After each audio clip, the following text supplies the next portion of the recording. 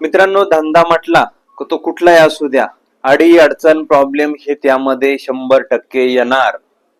मग ते कुक्कुटपालन असेल, दूध धंदा असेल, गाडी धंदा असेल, एखादी कंपनी असू द्या, कुठलाही बिझनेस म्हटला का त्याच्यामध्ये प्रॉब्लेम हे येतात, काही ड्रॉबॅक असतात आणि अडी अडचणी येतात. पण त्याला सोल्युशन काय, त्याच्यावरती मार्ग काय, नेहमीच आपण फक्त प्रॉब्लेम न बघता प्रॉब्लेम वरती सोल्युशन काय, आणि हा प्रॉब्लेम परत येऊ नये म्हणून काय केलं पाहिजे, तर ह्याच गोष्टी आपण आज कावेरी कुक्कुट पालनातील काही ड्रॉबॅक आपण बघणार आहोत. आपल्या चॅनल वरती सर्वांचं मनपूर्वक स्वागत. व्हिडिओवरती जर पहिल्यांदा असाल तर नक्की चॅनलला सबस्क्राईब करून ठेवा. आपण आपल्या चॅनल वरती मार्केटचे अपडेट, कुक्कुट पालनाचे अपडेट, त्यानंतर हेल्थ संबंधी म्हणजे स्पिरुलिना प्रोडक्ट ज्याचे खूप असे चांगले रिझल्ट आहे, म्हणजे निरोगी आयुष्य लाभदायी आणि जास्त दिवस जगायचा असेल तर स्पिरुलिना तुम्ही सर्च केलं पाहिजे, त्याचे फायदे बघितले पाहिजे, जेणेकरून तुमच्या घरात कुटुंबात तुम्हाला स्वतःला कुठलेही आजार येणार नाही. लक्षात घ्या मित्रांनो. तर आपण कावेरीचे काही ड्रॉबॅक, दुष्परिणाम आपण बघणार आहोत. तर बरेचसे लोक चिक्स घेताना काहीतरी कुठेतरी भूलथापांना बळी पडतात, किंवा प्युअर गावरान खूप चालतंय म्हणून भूलथापांना बळी पडतात. आता मला एक फोन होता, साधारणतः शेगाव पट्ट्यातील एक फोन होता. अक्षरशः त्या व्यक्तीनं दुसरीकडून चिक्स मागवले, एका एजंट कडून चिक्स मागवले. चिक्स त्याला आला 18 ते 20 ग्रॅमचा, 18, 19, 20 ग्रॅमचा. मित्रांनो, 500 पक्षी मागवले त्यानं, माझ्याशी डिस्कशन केलं. पक्षी तर आले, पण ते आले त्यावेळेस त्याच्यामध्ये कमीत कमी 15-20% मॉर्टॅलिटी झालेली होती. घरी नेले, बोर्डिंगला लावल्यानंतर रात्री 100-200 त्याच्यात मेले, दुसऱ्या दिवशी त्याच्यात परत 100-200 मेले. म्हणजे त्याच्याकडे 40-50 पक्षी शिल्लक राहिले. 18-20 म्हणजे एन फ्लॉक बारीक अंड्यातलं ते पिल्लू होतं, आणि त्याला कुठलं वॅक्सिन केलं होतं का नाही, प्रवासात आलं, दगदग झाली आणि ते पिल्ल मरून गेले. विचार करा मित्रांनो, आज 27-28 रुपयाचा रेट चालू आहे. एवढ्या महागाचे पिल्ल घेऊन जर अशी मरतूक झाली तर काय करायचं. म्हणून पिल्ल घेताना तुम्ही काळजी करून घ्या, गॅरंटेड ठिकाणी घ्या, ज्या व्यक्तीला तुम्ही बोलू शकता, म्हणू शकता. लक्षात घ्या. आणि पिल्लाला पहिलं वॅक्सिन मॅरेक्स हे झालेलं पाहिजे. त्याचं वजन चांगल्या पद्धतीने पाहिजे, 25-30 ग्रॅमच्या पुढं. चांगलं तंदुरुस्त पक्षी पाहिजे, किंवा बारीक पक्षी, आता सोनालीमध्ये खूप बारीक येतो, पण पक्षी काटक तंदुरुस्त जर असेल तर त्याला काही होत नाही. लक्षात घ्या.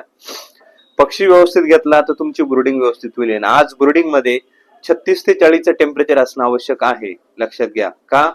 कारण टेम्परेचर, आज थंडीचे दिवस आहे, टेम्परेचर मेंटेन नाही झालं पक्षी जमा होणार, त्यातच अर्धे मारणार. म्हणून ही काळजी अगोदर करा.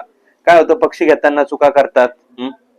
एखाद्याने 2 रुपये कुठेतरी स्वस्त दिले तर तिकडे पळतात.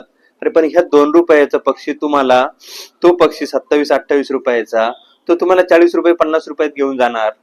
नाच गावऱ्यांचं जर बघितलं तर 55-60 रुपये पक्षीचे घेता, 5 दिवसात घेतो, 10 दिवसाचा घेतो.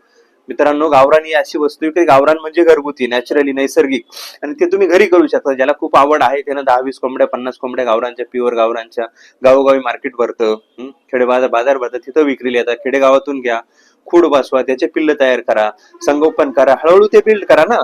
तुम्हाला जर गावरांमध्ये आवड आहे, तुमच्याकडे विक्रीची कला आहे, मार्केट आहे, तुम्ही पैसा बनवू शकता, 100% ते करा.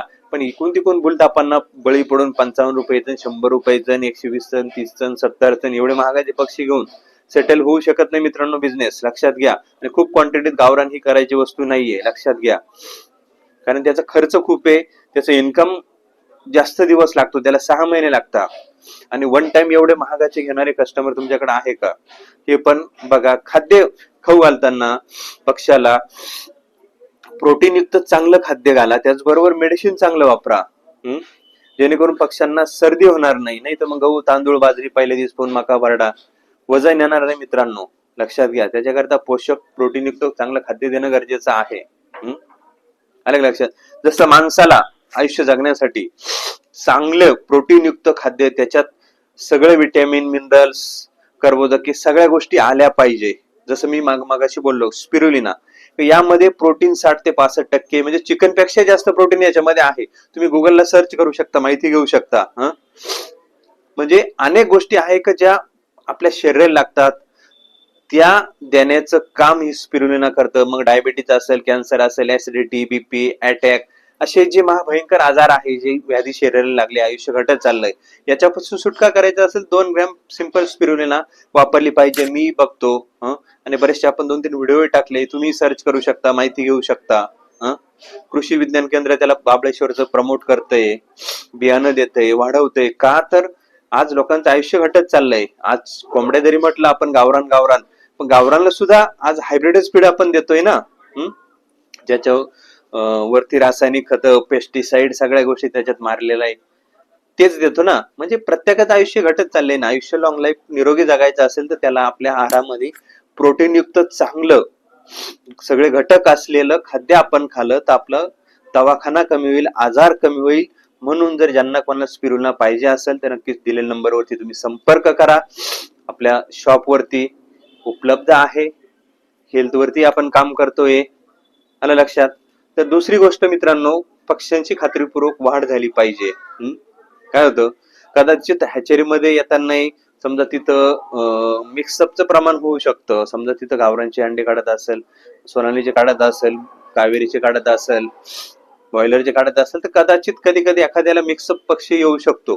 पण पक्षी जगला पाहिजे, वाढला पाहिजे. आणि जो जास्त दिवस वाढायला घेतो त्याच्यात गावरांचं प्रमाण जास्त असतं. एखाद्याने कावेरी घेतला तो 2.5 महिन्यात यायला पाहिजे, बरोबर. पण जर त्याच्याकडे गावरान पक्षी जर गेला तर तो 4 महिने घेऊ शकतो, सोनाली गेला 3 महिने घेऊ शकतो. पण पक्ष्याच्या वजनाच्या प्रमाणात तो खाद्य खातो, लक्षात घ्या. माझी कॅपॅसिटी किती खाद्य खायची, समजा आणून जेवण करायची 1-1.5 भाकर मी खाऊ शकतो, 2-2.5 पोळ्या खाऊ शकतो, बरोबर. मग हे कंटिन्युटी त्याच्यामध्ये राहणार आहे. तसं पक्ष्याची कंटिन्युटी वाढत जाते, जसं वजन वाढत चालतं त्याप्रमाणे ते खाद्य खाण्याचं प्रमाण वाढत चालतं.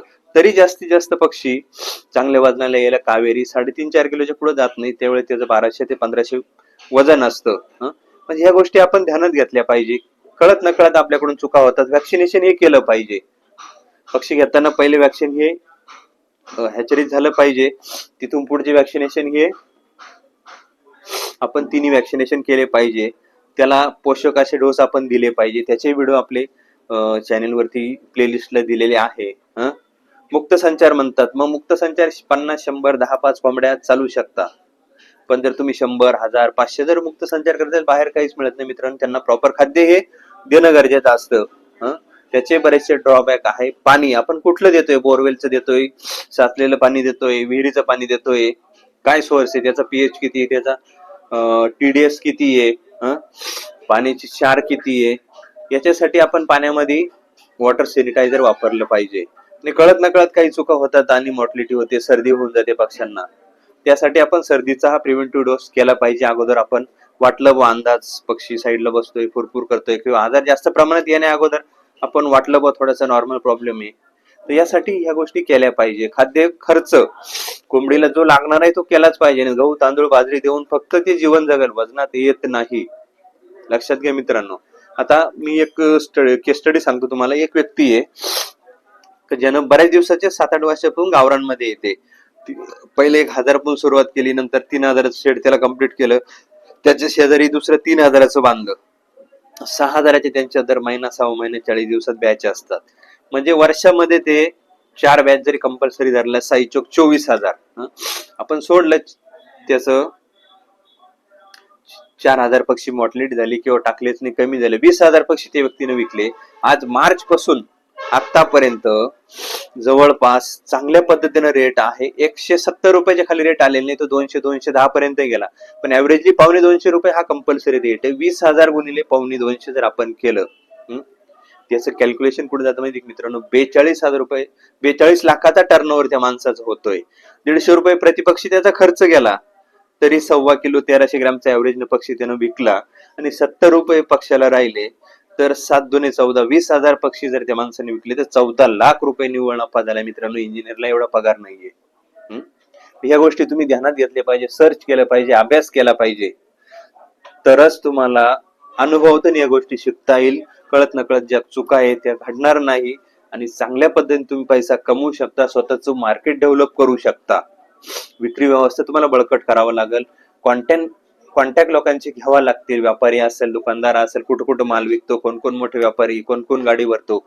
पक्षी टाकल्यानंतर या गोष्टी ध्यानात घेतल्या पाहिजे. मी अनेक व्हिडिओमध्ये या गोष्टी सांगत गेलेलो आहे. या गोष्टी तुम्ही पण ध्यानात घेता येईल मित्रांनो. तसेच कोणाला कावेरीचा चिक्स वगैरे लागला तर नक्कीच दिलेल्या नंबरवरती संपर्क करा. ऍडव्हान्स बुकिंग चालू आहे. 15 दिवसाची वेटिंग आहे. लक्षात घ्या.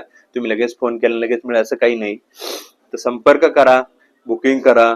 तुम्हाला जेवढे चिक्स पाहिजे त्या पद्धतीने आपण कावेरीचे दिले जातील, सोनालीचे दिले जातील, बॉयलरचे दिले जातील. तर भेटूया अशाच माहितीपूर्ण नवनवीन व्हिडिओमध्ये. धन्यवाद. Thank you so much. जय हिंद, जय महाराष्ट्र.